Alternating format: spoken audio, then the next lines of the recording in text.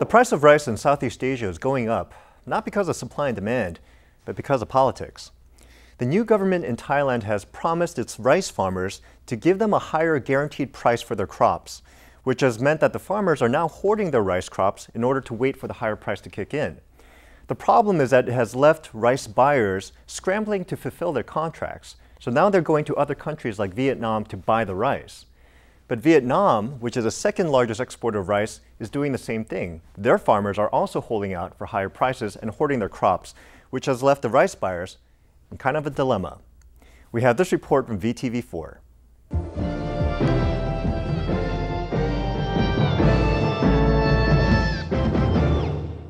In the Mekong Delta, in just a week's time, the price of rice and rice products have increased more than 5 cents a kilo.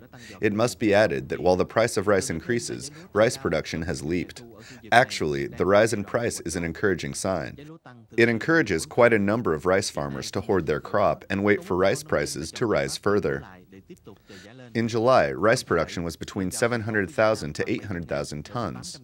That is why farmers hoard rice, forcing rice merchants to keep raising their price so they could have enough rice to supply their customers.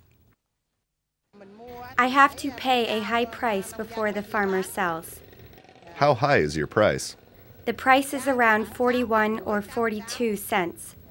That's the price for regular rice? Yes, the price for the nice long grain is 42 cents a kilo. When the ship comes in, rice merchants need to purchase the rice at any price. If we can't export, then we need to pay for the loss of the ship usage. We have to accept that. The problem is scarcity, and too many ships are coming in. Experience tells us that the reason for the rise in price is due to psychological factors, and this psychological factor arises from the fact that India has exported relatively poor quality rice.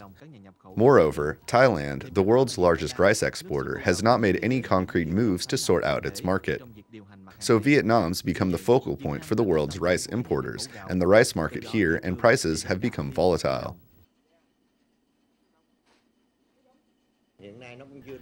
Right now, the market is not settled on the price of rice. So there are many buyers who descend on Vietnam to buy rice because of this psychological point. But really, the price of red and the long grain rice is a lot higher. The price of number 5 rice is $540 a ton. According to the official Association of Vietnam Foodstuff webpage, the price of export for rice with 5% broken grains is $490 a ton. Rice with 25% broken grains is $470 a ton. The rice merchants claim that even at these rates, they have to take a loss, but the current prices are higher and they can't afford them much longer.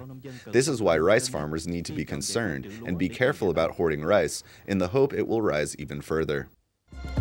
Link TV is the only U.S. network dedicated to global and national news, uncompromising documentaries, and diverse cultural programs. Programs which connect you to the world.